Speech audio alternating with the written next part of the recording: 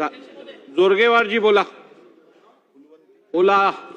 अध्यक्ष महाराज, माझा प्रश्न थोडासा वनमंत्र्यांना आहे, थोडा स्कोपच्या बाहेर आहे. तुम्ही परवानगी दिली तरी नाही नाही मी देत नाही परवानगी, स्कोपच्या बाहेर परवानगी देणार नाही. एकच अध्यक्ष महाराज, वनमंत्री महोदय इथे आहे, त्यांना माहिती आहे, बोलू द्या म्हणतात.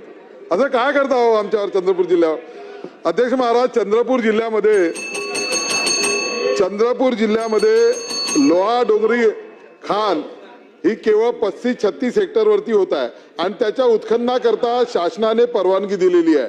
अध्यक्ष महाराज, या ठिकाणी अध्यक्ष महत्वाचं असं आहे की ताडोबा आणि या घोडाझरी अभयारण्याच्या मधला जो कॉरिडॉर आहे वाघांच्या संवर्धनाचा, त्याच्या ठिकाणी ही खाणीच्या उत्खननाची परवानगी दिलेली आहे. अध्यक्ष महाराज, आपल्याला माहिती आहे की 200 पेक्षा अधिक लोकांचा जीव हे जे टायगर आहे, जे आम्ही त्याचं पालन पोषण करतो, ते आमच्या वन विभागाचा भाग सोडून मानवी वस्त्यामध्ये येतात आणि या लोकांचे जीव घेतात. जर ही खाण त्या ठिकाणी झाली लोहा डोंगरीची, तर हा मानवी जीव संघर्ष वाढेल आणि मोठ्या प्रमाणामध्ये या ठिकाणी जीव होण्याची शक्यता आहे. आणि त्या ठिकाणी परवानगी देत असताना अध्यक्ष महाराज केवळ 35 हेक्टर जागा आहे. आता त्या ठिकाणी सुरजागड आणि इतर ठिकाणी मोठ्या प्रमाणामध्ये मायनिंग ऍक्टिव्हिटी होणार आहे. म्हणून माझी विनंती मंत्री महोदयांना एवढीच असणार आहे की या संबंधीचं एक आंदोलन चंद्रपूरमध्ये इकोप्रोचे बंडूभाऊ धोत्रे यांच्या माध्यमातून सुरू आहे, ज्याच्यामध्ये मोठ्या प्रमाणामध्ये जनसमर्थन मिळणार आहे.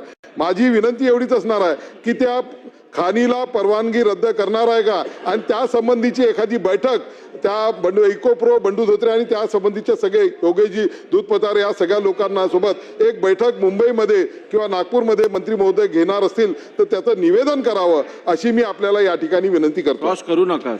अध्यक्ष महोदय, सन्माननीय सदस्य किशोर जोरगेवार यांनी जो प्रश्न उपस्थित केलेला आहे, त्या ठिकाणी वन विभागाने कुठली परवानगी दिलेली नाही.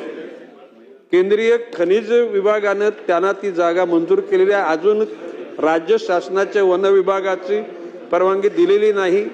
आणि मधल्या काळामध्ये नागपूरच्या खंडपीठानं त्याच्यामध्ये सुमोटो हस्तक्षेप केला आहे आणि ते प्रकरण माननीय न्यायालयाच्या अधीन आहे. तर कुठल्याही प्रकारे ते उपोषण करते, त्यांना मी काल फोनवर बोललो, तुमचं उपोषण मागे घ्या, माननीय न्यायालय जे निर्देश देईल त्याचं आम्ही पालन करू. आणि आमची स्वतःची सुद्धा धारणा आहे, माननीय मुख्यमंत्र्यांची सुद्धा धारणा आहे की अशा प्रकारचा निसर्गाचा ऱ्हास होईल, अशा प्रकारची कामे करण्यात येऊ नयेत.